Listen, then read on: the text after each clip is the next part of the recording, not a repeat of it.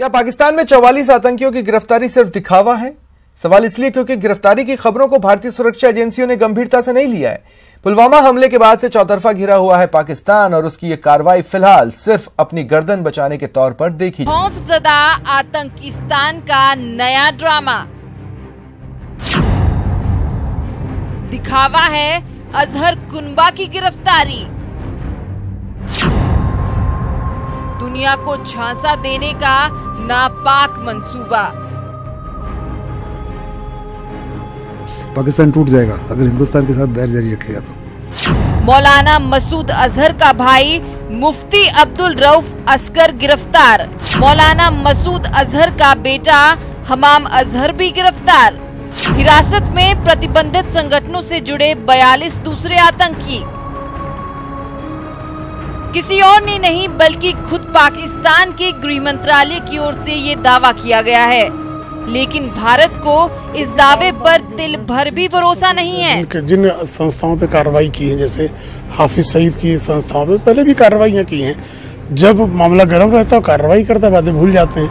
आतंकवाद के खिलाफ जब तक वो निर्णायक कार्रवाई नहीं करता, जब तक उनके अड्डों को नेस्तनाबूद करने की दिशा में काम नहीं करता, जिस तरह से उसने तालिबान के खिलाफ कार्रवाई की ना, उस तरह की कार्रवाइयां करे वो। चौतरफा दबाव की वजह से आतंकिस्तान का दम घुटने लगा है। आतंक और बर्बादी में से एक रास्ता चुनने के लिए वो मजबूर हो चुका है, लेकिन मंशा अब भी साफ नहीं है, क्योंकि उसकी कार्रवाई पर किसी को भरोसा नहीं है। भारत के मुताबिक पाकिस्तान सिर्फ और सिर्फ अंतर्राष्ट्रीय दबाव से बचने के लिए ये चाल चल रहा है। पुलवामा हमले के बाद में उसको जबरदस्त दबाव है हिंदुस्तान की तरफ से, ग्लोबल कम्युनिटी की तरफ से। वो डिप्लोमेटिकली कम्प्लीटली आइसोलेट हो चुका है। फिर यूरोपियन यूनियन, जिनका 37 देशों का गठबंधन है, फाइनेंशियल एक्शन टास्क फोर्स, उन्होंने भी चेतावनी दी है कि उसको ग्रे लिस्ट से ब्लैक लिस्ट में कर दिया जाएगा। इसके अलावा यूएन सिक्योरिटी काउंसिल के दबाव में उसके अपने जो मित्र हैं चाइना, यूएई और सऊदी अरेबिया, वो भी उसको कह रहे हैं कि इस समय रिस्ट्रेंट की आवश्यकता है। आतंक के मसले पर पाकिस्तान अभी दुनिया से बिल्कुल अलग थलग हो गया है। अंतर्राष्ट्रीय सुरक्षा परिषद में जल्द ही मसूद अजहर पर प्रतिबंध लगाने से जुड़ा प्रस्ताव पारित हो सकता है।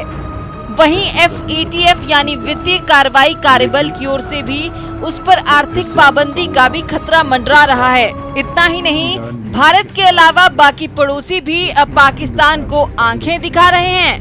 ये पाकिस्तान की जो सीमा है, सरहदें हैं, वो अफगानिस्तान, ईरान और भारत से मिलती हैं। तीनों उसके पड़ोसी देश उसके खिलाफ हैं इस वक्त, और इंटरनेशनल कम्युनिटी में यानी बैनुल अक़वामी लेवल पे देखा जाए तो बहुत अलग थलग हो गया है। तो ऐसे दरअसल पहले भी लश्कर के मुखिया हाफिज सईद और जैश मुखिया मसूद अजहर को हाउस अरेस्ट किया गया था, लेकिन बाद में सबूतों के अभाव बताकर रिहा भी किया गया।